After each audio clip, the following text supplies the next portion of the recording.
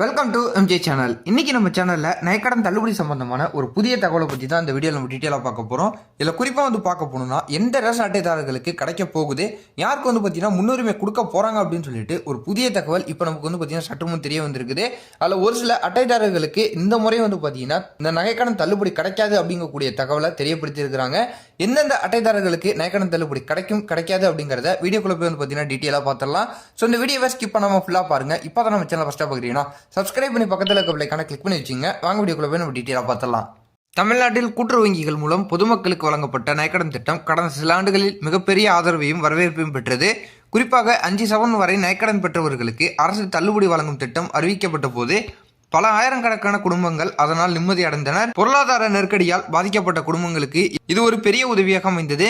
தற்போது அந்த நகைக்கடன் தள்ளுபடி தொடர்பாக சில முக்கியமான அறிவிப்புகள் விரைவில் வெளியாக உள்ளதாக தகவல்கள் தெரிவிக்கின்றன. இந்த அறிவிப்புகள் பலரின் எதிர்பார்ப்பை பார்த்தீங்கன்னா உருவாக்கியுள்ளன. ஆனால் தற்போது வெளிவரும் தகவல்களின்படி நகைக்கடன் தள்ளுபடிக்கான தகுதிகள் குறித்து அரசு புதிய விதிமுறைகளை அறிவிக்க உள்ளதாக கூறப்படுகிறது. எல்லா 5 சவரன் நகைக்கடன்களுக்கும் தானாகவே தள்ளுபடி செய்யப்படாது என்பது, சில குறிப்பிட்ட தகுதிகள் பூர்த்தி செய்யப்பட்டவர்களுக்கு இந்த நன்மை வழங்கப்படும் என்பது தெளிவாகிறது.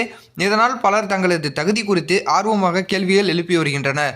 அதேபோல் வெள்ளை ரேஷன் அட்டைதாரர்களுக்கும் இந்த நகைக்கடன் தள்ளுபடி வழங்கப்படாது என்ற தகவல் பரவி வருகிறது.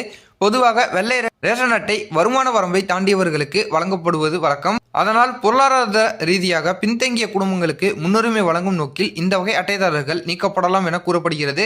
இருப்பினும் இது குறித்து அதிகாரப்பூர்வ அறிவிப்பு வெளியாகும் வரை இறுதி நிலை தெளிவாக தெரியாது அப்படின்னு சொல்லிட்டு தெரியப்படுத்தியிருக்கிறாங்க.